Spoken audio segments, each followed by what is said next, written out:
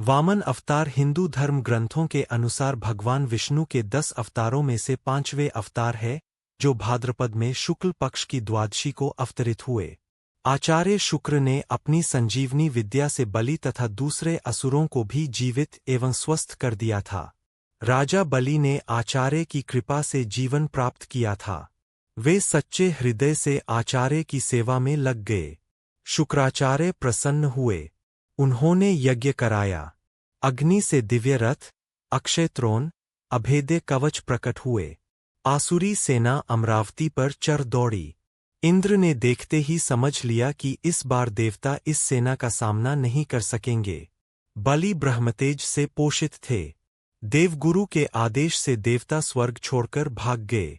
अमरधाम असुर राजधानी बना।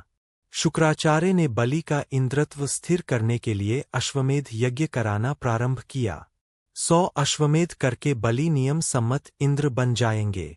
फिर उन्हें कौन हटा सकता है? यह देखकर देवमाता अदिति अत्यंत दुखी थीं। उन्होंने अपने पति महर्षि कश्यप से उन्होंने प्रार्थना की। महर्षि तो एक ही उपाय जानते हैं, भगवान की शरण, आराधना। अदिति ने भगवान की आराधना की।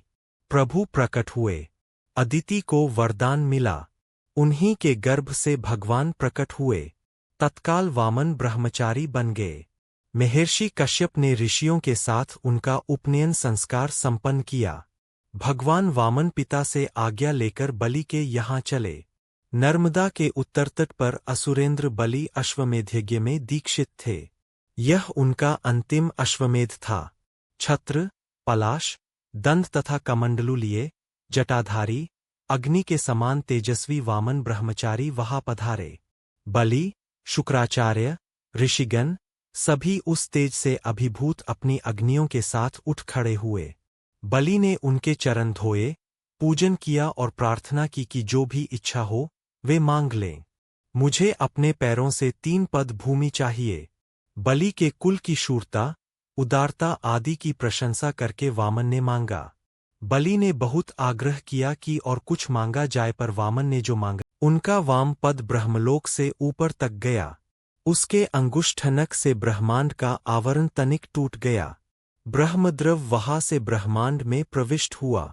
ब्रह्मा जी ने भगवान का चरण धोया और चरणोदक के साथ उस ब्रह्मद्रव को अपने कमंडलू में ले लिया। वही ब्रह्मद्रव गंगा जी बना। तीसरा पद रखने को स्थान कहा है। भगवान ने बलि को नरक का भय दिखाया। संकल्प करके दान न करने पर तो नरक होगा। इसे मेरे मस्तक पर रख ले। बलि ने मस्तक झुकाया। प्रभु ने वहां चरण रखा। बलि गरुड़ द्वारा बांध लिए गए। तुम अगले मनवंतर में इंद्र बनोगे। तब तक सुतल में निवास करो। मैं नित्य तुम्हारे द्वार पर गदापानी उपस्थित रहूंगा। दयामय द्रवित हुए।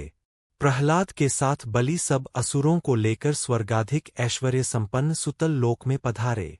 शुक्राचार्य ने भगवान के आदेश से यज्ञ पूरा किया।